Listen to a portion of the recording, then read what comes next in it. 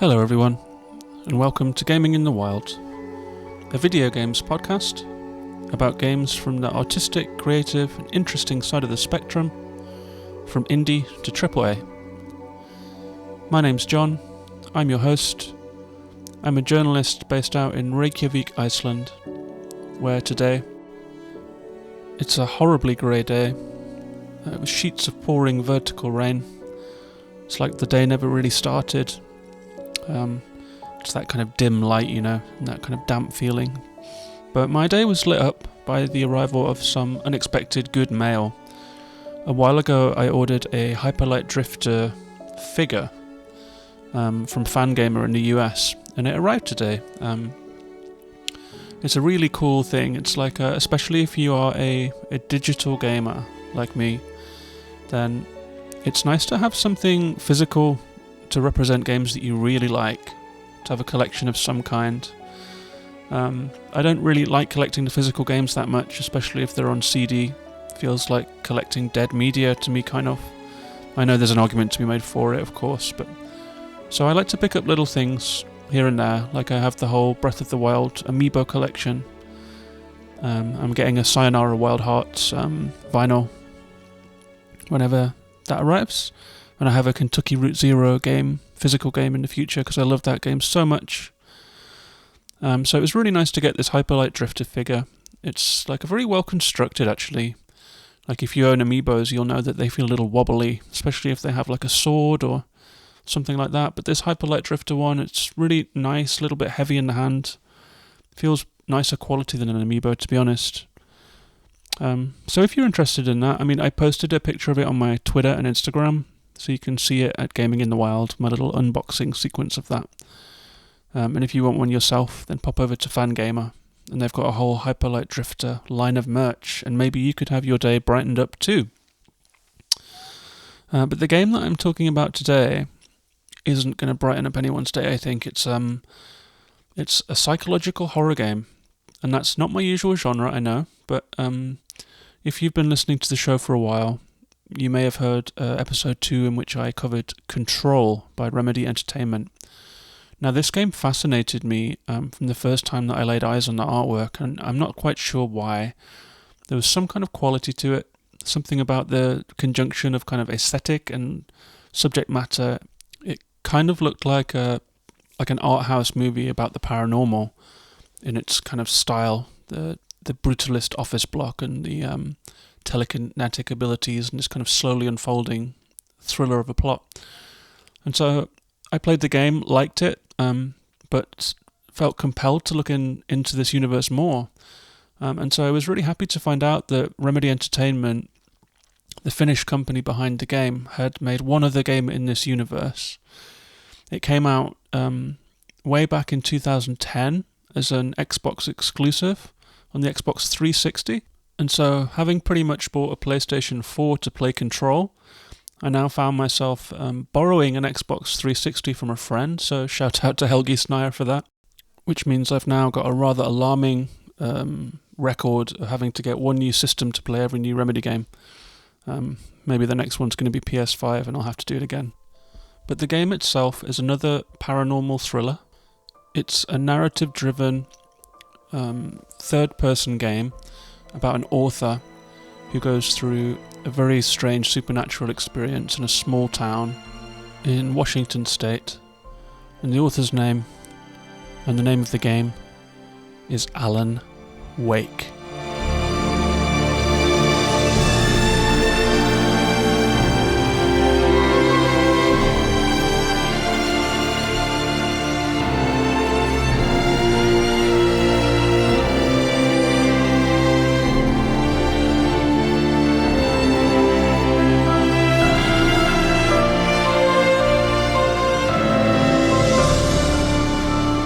So Alan Wake begins with a kind of an opening statement.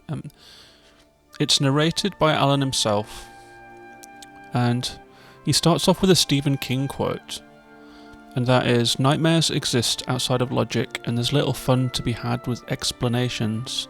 They are antithetical to the poetry of fear." So right from the off, the game is wearing its influences on its sleeve, and It's a really cool referential game in that way. Like, Stephen King is definitely a reference point. There are moments where we think of Christine, The Shining, Misery, especially in the kind of recurring Stephen King motif of an author whose writing starts to cross over into his reality. And that's where the game begins. It begins with a nightmare. After Alan's little opening narration, we begin in the dark. Alan is speeding towards a lighthouse, and he's not sure why. And he hits someone. He comes out of a tunnel. He hits someone standing in the middle of the road. He gets out of his car, and his books have spilled all over the road. The body is gone. The tunnel behind him is closed up. The car's ruined. And so that's when we take control of Alan. And we have to get to the lighthouse. It's the intro of the game. A short introductory level. And on our way over there, the road bridge is gone. Everything is weird in this kind of flickering, dark nightmare. There is like a notice board that has a QR code on it, and I scanned the code and was super disappointed that it only went to the game's Facebook page. I was hoping it might take me to some obscure literary reference. I only actually spotted it later on a video. But on the way to the lighthouse, Alan is beset by a dark figure with an axe, and it's the vengeful shade of the guy that he ran over. And it kind of comes at him like a nightmare does. It comes at his insecurities. It tells him that his work is rubbish and he'd be nothing without his editor, and that he acts like a god, killing characters when it seems entertaining. So it's like the revenge of all of the victims of Alan's thrillers come at him. But Alan runs for the lighthouse. He runs for the light. And so this intro sets up the basics of the game in a way, because in Alan Wake, the darkness is a malevolent force that chases Alan throughout the game. It takes many forms, and the light is his only real weapon against it. So running to the lighthouse in the intro really sets this up as a theme in the game. So Alan wakes from his nightmare with his wife Alice in a fancy apartment, and the power goes out. It's always kind of a surprise when that happens. It's a really cool story beat to throw in here, especially because it turns out that Alice has a fear of the dark, like a terrible, terrible fear of the dark. She can't deal with it whatsoever, which again ties into the theme. It starts setting us up. So after this kind of slightly eerie experience of the power going out, they get to bed early because they've got a big day in the morning. Alice has planned a trip away to a small town called Bright Falls. And what comes next is really impressive. It really opened my eyes to what the Xbox 360 can do. I'm not sure what I was expecting from a game made in 2010, but the graphics of this game are excellent. It's third person, so we're always kind of in a camera located behind Alan. And as we take the ferry over to Bright Falls, we can walk around this ferry. There is like an old guy standing at the stern of the ship that you can talk to a little.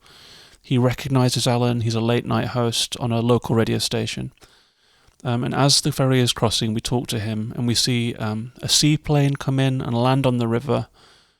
And the town comes into view with big pine trees like dotting the hills behind the town. And it's just very visually impressive.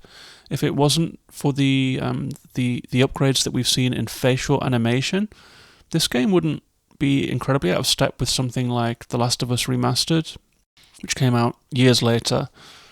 And to which I have to say, Alan Wake does seem like an influence in some ways, but I'll talk more about that later. So we arrive in Bright Falls, and the first thing we have to do is go and pick up the keys for the cabin. And we go to a diner. It's a typical small town, but there's something creepy going on in the diner. There's like a weird set of characters there, one of whom is a lady who's staring into a dark corridor, and she turns to Alan and says, "You should be careful in the dark." But of course he just shrugs it off. He's going to go and find the owner. He heads down the corridor. We're still really in the intro of the game here, so I don't feel like I'm giving you any spoilers, but this next moment is significant. It sets things up further. And it's the first of many instances when Alan will come into contact with a dark force. It appears in this instance as a woman wearing kind of a grieving outfit with a black veil. We can't really see her face. We can see her kind of black lipsticked lips. And she gives Alan the cabin keys and some directions. He comes out of the corridor, the woman still peering into the dark corridor. She's really weird. She reminds you of the log lady in Twin Peaks. And this is where we really get a sense of the second big influence on this game. If the first big influence is Stephen King, the second big influence is Twin Peaks, which is again worn on the sleeve of the game from the off. There's even a trophy that's called a damn fine cup of coffee, which you get if you find enough of the thermoses. They're a little bit like the Koroks from Breath of the Wild. They're dotted around the landscape. They are collectibles that you get just for the achievement, really. And that's when things start to get really weird. We head to the cabin. It's on a strange island. And everything goes wrong from here on out. Things get very eerie. I'm not going to give away any plot details from here on because I think we're probably about, half an hour, 40 minutes into the game, in case you want to play it yourself. But suffice to say, Alan finds himself negotiating a series of strange situations. Some of them are very much like the initial nightmare. So sometimes things go weird, the light goes weird, or he's out at night, and shadows seem to come in and kind of flicker on the edge of vision. And Alan has to face enemies, much like the guy from the intro. And Alan's two main weapons are a torch and firearms, which he finds conveniently lying around. And what I like about this setup is that you're often running around in the dark with a torch, and you're shining a torch into every corner, and it really ramps up the tension in a kind of a cool way. And it's not even doing anything special, it's just the quality of the light, and the fact that you're in the dark with a torch and there's this malevolent force after you. It really puts you in the situation in a really cool way.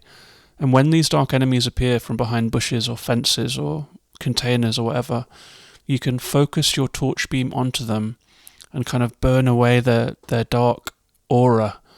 And then once the aura is gone, you can take them out with guns. So torch batteries are every bit as valuable as ammunition in this game. I'm playing on normal mode, and I rarely ran out of ammo for one gun or another. But I did run out of batteries a few times. The only thing you can do in these kind of situations is sometimes you'll have flares, which you can drop to fend off groups of enemies. But these dark nighttime action sections of the game are also punctuated by street lamps. So if you can get to the next street lamp, they act as checkpoints. You can heal under the street lamps, and the enemies will be put off by it and vanish. So there are these very nervy sections of the game where you're kind of climbing or trying to get up to a mountain top, or you're trying to get down to the lake surface, or, there are lots of creepy, cool, like an abandoned mine and kind of a sawmill and these kind of locations, these very horror novel locations that you traverse. And then there's also the story sections. So there's daytime sections too, where you have to advance the story, talk to people and interact with the people of the town, talk to the sheriff, talk to the creepy old folks. They're all really well motion captured, I have to say. There's just something about a well-placed, like creepy, wise old person that really does a good job in a horror situation. And all of these people help you start to piece together the crazy mystery of what is going on in Alan Wake.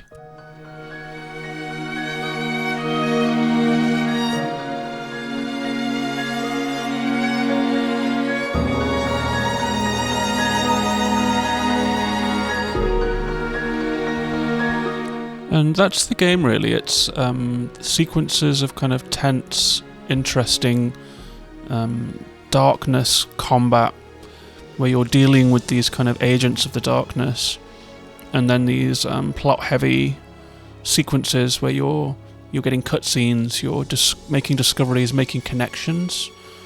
Lots of things come into play, like this kind of crossover between dream world and nightmares and reality. Living and Dead, and the kind of the lines between reality and fiction and imagined realms, they kind of become faded in this game in a really cool way. A little bit like Control. It's a paranormal event that is in Control. They're called AWEs. That's an altered world event. And actually throughout the game Control, you will find scattered around files that relate to the events that go on in Bright Falls. It's literally a case that the Federal Bureau of Control is aware of and that they are investigating. So you'll find contextual material scattered throughout the game of Control, which I thought was really cool. There is, for example, an author called Thomas Zane, who's a story element in Alan Wake, and you can find his texts and poetry in Control. And this kind of Easter egg planting is something that Remedy seem to be quite into. For example, in Alan Wake, you'll often find television sets, like you did in Control, actually, now that I think about it. But when you turn them on in Alan Wake, they're usually in a creepy cabin that you've just managed to get to as a source of safety, a place of light, somewhere in the night between, Lighthouse and Sawmill or whatever you're trying to do in the game. And these TVs have on them a show called Night Springs rather than Bright Springs, and it's like a kind of a Twilight Zone-ish show that you can stand and listen to if you want, but it's hella creepy. So if you put together these really cool influences of like the Twilight Zone, the X-Files, Twin Peaks and Stephen King, and this kind of episodic format of the Alan Wake game, it's told in episodes much like a TV show would be. Like when you reach the end of one of the parts, it will literally say you've reached the end of part 3 of Alan Wake, and then it will have like a plot recap where it goes like, in the last episode of Alan Wake, and then gives you a little rundown of the events of the game so far. All of this taken together, it just gives the game, it permeates the game with a really cool, spooky, well-defined identity that kind of exists within the context of culture that we're aware of, but also seems to carve out something unique of its own. And this is what I think Remedy succeeds at. It's not that they are reinventing the wheel, it's that they're just using their influences and their ingenuity and creativity to make really cool games that stand on their own 2 legs. And it seems like the games might be influencing others themselves, it's not just a receptor for influence. Last of Us 1 feels indebted to Alan Wake. There are many aspects of it that resonate, like the wide linear format of travelling through a kind of a corridor of activity, starting up generators, like in The Last of Us, you get 3 revs to do it, the scavenging and all of that stuff, and kind of the look and the pacing between dream and reality and indoor and countryside. It does feel like The Last of Us took notes from Alan Wake, which is a big compliment to it, really. I am at the halfway mark of Alan Wake now, so it's actually kind of a good place to do a podcast about a game, if you ask me, because I've gotten really far into the meat of the game. I've seen the mechanics of the game. I've seen how it kind of confounds your expectations. It keeps staying creative.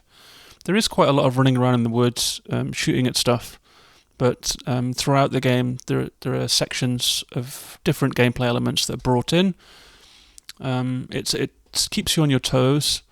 The story keeps you on your toes as well. If you're more of a horror reader than I am, you might see some of the stuff coming, but some of these kind of plot twists, I'm just kind of following the story along and really enjoying it as it comes. I feel like it's quite a kind of a blockbuster of a game, really.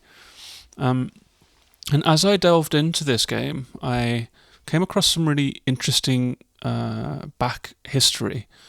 For example, that Remedy worked on it for 5 years before it came out, even longer. That they sent a team out to the Pacific Northwest of the US and went to small towns around that region, including the town where Twin Peaks was shot, North Bend, and some other towns around that area, Astoria, places like that. And they took 6,000 photos, so that everything from kind of the billboards to the type of light switches that you find in the houses, these objects that you're going to focus on, like the furniture, or the kind of TV set that they used, all of this kind of stuff. They had researched it by going out to these places, seeing what the inside of a hunting lodge looks like out there, so what the inside of a museum might look like. So it gives the game this kind of sense of reality that really grounds you in what's happening. And the game went through various forms as well, along the way of this very detailed production. Remedy had initially planned for this game to be an open world game where throughout the day you would gather gasoline to run generators that at night would light up the town and create safe zones. And so it sounds like there was kind of quite a big open world concept that didn't really happen. And what they did was kind of refine the elements that they had made into this narrative structure. It also sounds like, if you kind of research the game, that Microsoft became involved as the publisher, and they exerted their influence in what they thought was going to work in the game too, and what they thought wasn't working, and that Remedy felt pressured by that. So it's no surprise that Remedy have now freed themselves of that relationship with Microsoft. Control came out, published by 505 Games, and apparently Remedy now has the rights back to Alan Wake after that deal with Microsoft. And so, Remedy have expressed an interest in revisiting this universe, and it's rich territory for sure. The next Control DLC, for example, is called AWE, Altered World Event, and that DLC will visit the events of Alan Wake in the context of the Control universe, so we'll see it from the side of the Federal Bureau of Control. So I'm really curious about that DLC. I'm really curious if we'll actually see Jesse get to kind of come out of the oldest house and get on site, or if it will be told in flashback, or if it will be told in one of the spaces of the oldest house. So I'm really glad that I'm playing Alan Wake now. There is also a DLC for Alan Wake called American Nightmare, which I think I've got a scratch card for in the case of the game, because it's from an era when you needed such things. So I'm going to download that too, and I'm really enjoying just feasting on the Remedy universe. Really excited about what they do next. So, great game. I might do another segment on it when I've finished it and let you guys know how that went. We'll do a spoiler cast. That's Alan Wake.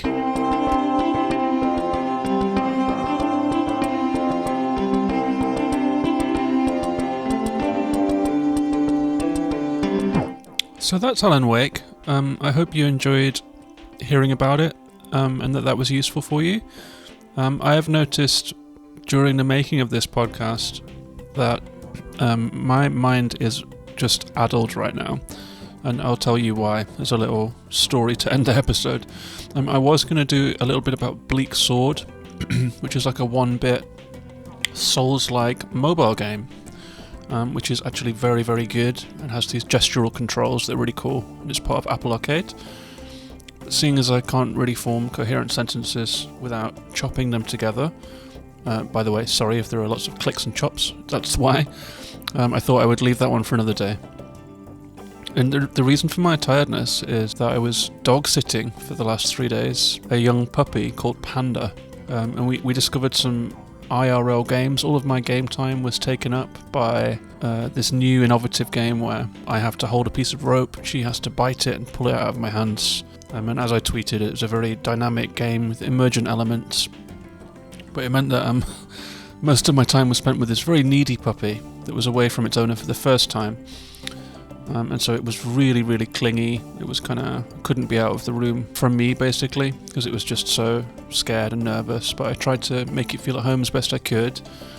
But when it came to bedtime, I live in a kind of a 2-floor house, and up the stairs is the bedroom, and the dog couldn't get up the stairs, it's too small. So I couldn't bring it up in case it tried to run down the stairs and hurt itself. So I left it downstairs to sleep, but it would just, honestly, as soon as I went to bed, it started barking and howling. So I ended up having to come down and sleep on my sofa with this tiny dog curled up behind my knees. It's the only way that it would sleep. And it would wake up every 2 hours anyway and jump on me or bark at a passing car, thinking that its owner had returned. And so for the last 2 nights, I've been sleeping kind of 6 hours of broken sleep each night. And as I was recording this podcast, I realised that my mind is just clicking in really weird ways from the lack of sleep. So I'm going to skip Bleak Sword today, and I hope that Alan Wake podcast and review made sense for you and was a good listen. So the puppy was adorable and tiring, and now that she is gone, I'll be getting back to my usual life, my old life and remembering what I was doing before, and I'll be playing some more games. I'm planning to finish Alan Wake on this Xbox 360. I've also got a big pile of games there. I bought Fable 2 on the recommendation of my Twitter followers as an Xbox 360 must-play game. I've never played a Fable game, so that will be a first for me. My friend Helgi Snyer, who lent me the console, also gave me a big wedge of games. He particularly recommended the Hitman games as favourites of his from this era. There's sort of grand action games where you can stealth or you can brute force, and just lots of cool environments and dynamic gameplay. And let me see, I'm just going to go and look at this pile here. We've got some Assassin's Creed games, we've got Bioshock, we've got the Tomb Raider remake, we've got LA Noire, Red Dead Redemption, Arkham Asylum and Shadow of Mordor. So if you are particularly fond of any of those games and think that I should definitely get on them, then please hit me up on Twitter at Gaming in the Wild and let me know. Also, if there are any 360 games that aren't on that list that you think I should definitely play, I would love to take your recommendations. So that's the show. Hope you enjoyed it. You can find me on Twitch streaming. I think I'll try and Twitch stream a little bit of Alan Wake maybe, but if not, then maybe it will be one of the next games that I play. You can also find me on Instagram and Twitter. Twitter is where I talk every day. Instagram is where I post gaming related imagery and comments and stuff like that. All of those are at Gaming in the Wild. So yeah, hit me up if you want to. I've also got a little Gaming in the Wild Discord server going as a little quiet corner of the internet where listeners of the show and just a couple of gamer friends of mine can come and talk about games, talk about movies and music and other things. If you're interested in taking part in the Discord server, then just shoot me a message and I will send you the link. This has been Gaming in the Wild. Thanks for listening. See you next time. Bye bye.